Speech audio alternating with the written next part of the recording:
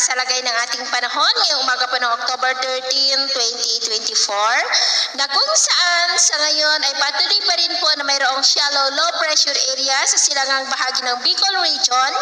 about 535 km east away at tinawag po yan na Invest 91W.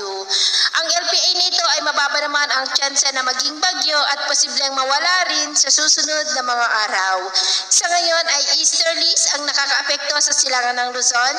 at may mahinang daloy ng northeasterly surface wind flow dyan na po sa may extreme northern Luzon at mayroon pa rin pong intertropical convergence zone na nag-i-extend sa Visayas at Mindanao. Ito ay salubungan po ng mga hangin na mula dito sa northern hemisphere at southern hemisphere. At sa ating long range forecast ay wala pa rin pong bagyo na namamataan na tatawid po dito sa ating kalupaan hanggang sa susunod na 2 linggo,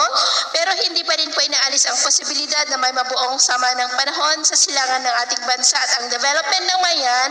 ang atin pong babantayan. At sa lagay po ng ating panahon ngayong madaling araw ay generally fair weather sa malaking bahagi ng ating bansa maliban lamang sa mga tsansa ng mga isolated rain sa ilang bahagi ng extreme northern Luzon, Pangasinan, Aurora, Quezon, Batangas, Mercedes, Legazpi, Oriental Mindoro, Marinduque, Romblon, Masbate, Catbalogan, Palanan, sa may Aklan, Northern Palawan, Dumaguete, Zamboanga Peninsula, Lanao del Norte at Mati. At mamaya po ay sisikat ang araw sa malaking bahagi ng ating bansa pero may tsansa pa rin ng maulap na kalangitan with isolated rain sa ilang bahagi ng extreme northern Luzon, Polillo Island, southern part ng Batangas, Marinduque, Victoria sa may Mindoro, Romblon, Masbate, Pandan sa may Aklan, Northern Palawan, Zamboanga del Sur at Mati. Mamayang hapon po, mas maraming lugar ulit ang makakaranas ng mas maulap na kalangitan with isolated light to heavy rain sa malaking bahagi ng ating bansa. Kaya kung lalabas tayo sa ating mga tahanan,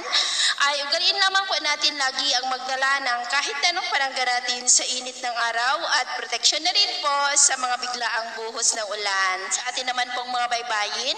wala naman po tayong nakataas na anumang gale warning signals, pero iba yung pag-ingat lamang po kung papalaot tayo para po mas makaiwas sa mga sakunang